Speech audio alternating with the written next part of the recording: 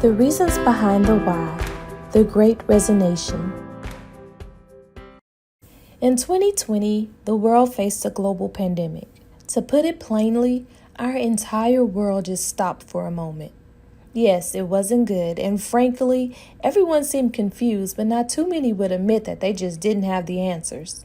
All in all, every cloud really does have a silver lining because the pandemic revealed more than ever before. And I'm not just talking about the virus.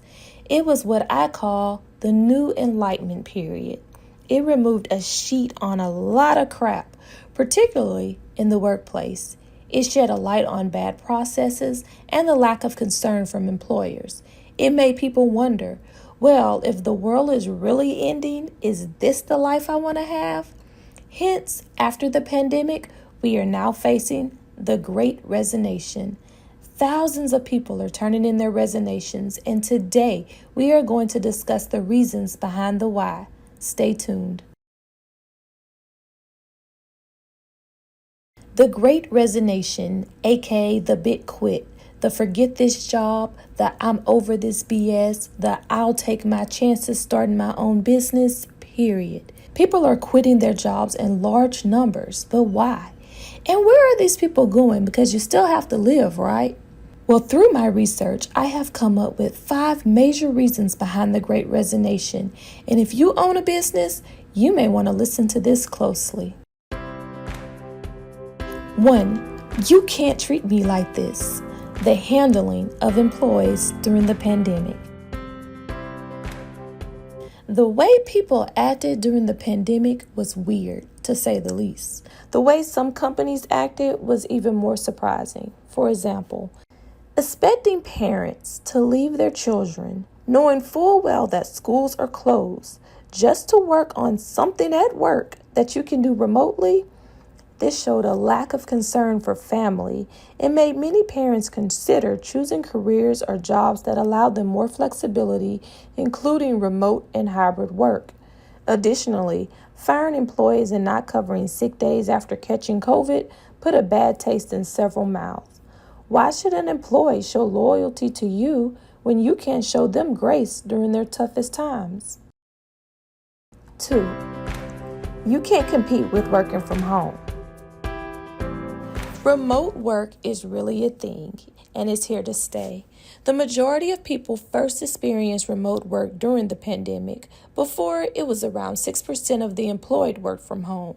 During the pandemic, about 1/3 of workers worked from home. I was one of those workers who worked from home, and it definitely had more advantages than disadvantages.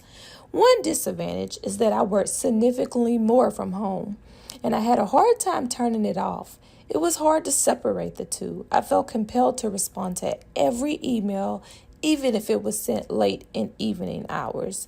So I learned that it was definitely important to set those boundaries when working remotely. The advantages definitely outweighed the disadvantages for me. I was home, so I was able to help the kids with remote learning. I was able to sleep in, wear pajamas all day if I chose to. I saved on gas, and I was able to get a little more creative since I was in my own element. Those morning rushes of trying to get the kids to school and making it to work on time were gone. The mommy guilt of leaving your kids for 8 hours a day was gone. I was able to do more cooking, more cleaning, more spending time with the family. It felt great. Now, personally, I prefer a hybrid working style if I had to choose. I believe having somewhere to go keeps you in a routine and gets you moving in the mornings. I also like the flexibility of working from home and setting your own schedule. I remember several years back working for a company. My son was a newborn in daycare, and I wanted to adjust my schedule by 30 minutes so that I can leave and pick him up on time. With traffic, the rush hour traffic, I was barely making it, and it was stressing me out. And after 3 solid years of working for the company, I just didn't see it as a big deal. It wasn't like I had a heavy load or it would affect my job performance, but little did I know my supervisor would have a whole fit. He had the nerve to bring out a manual, sit it in front of me, highlight the work hours, and explain to me in a very condescending and babyfied way that you cannot do this because the manual says it, and if you ask me this again, this will be a problem. Thinking back on it, it was really ridiculous, and another reason why remote work is a more desired option among employees. Traditional work and mindsets are just not desirable to millennials and Gen Zers. 3. Anything you can do, I can do better. The world was upside down in 2020, and death was all around us. People were dying from COVID left and right. It was a lot of sadness in the air. And when you're faced with something like that, it makes you think about what you really want. You get that YOLO push. You only live once, so I just got to make it happen. And that's what happened during the pandemic.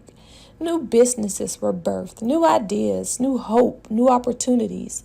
Cooks that worked for restaurants began their own restaurants.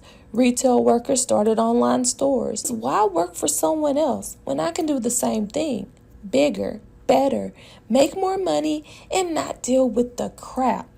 Whether people were trying to make it work for themselves or enticed by a PPP loan, something definitely changed in the way people viewed self-employment. So many quit their jobs and went full speed ahead into entrepreneurship.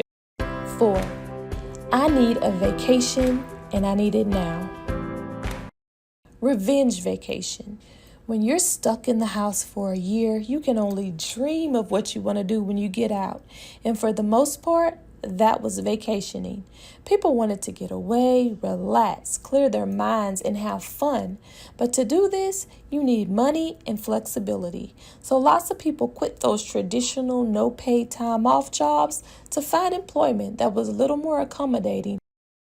5. You stress me out. For many career fields, the pandemic revealed bad and outdated processes, lack of organization, and confusion with many employers that left workers feeling overworked, undervalued, underappreciated, and just simply burnt out. For educators, they worked over and beyond to help students learn remotely with little help or no direction. People in the medical field were being worked like robots, sometimes having to sleep in pallets during their shift. Burnout causes decreased satisfaction. I remember a coworker telling me to always keep my job happy because once it's gone, and it's hard to get it back. And as I continue to work, I understand that statement more than ever. Once you lose your job happy, you have decreased motivation. You're irritated at just about everything. And unfortunately, this is a sign that it's time to let it go. You are fed up and there's nothing anyone can do about it.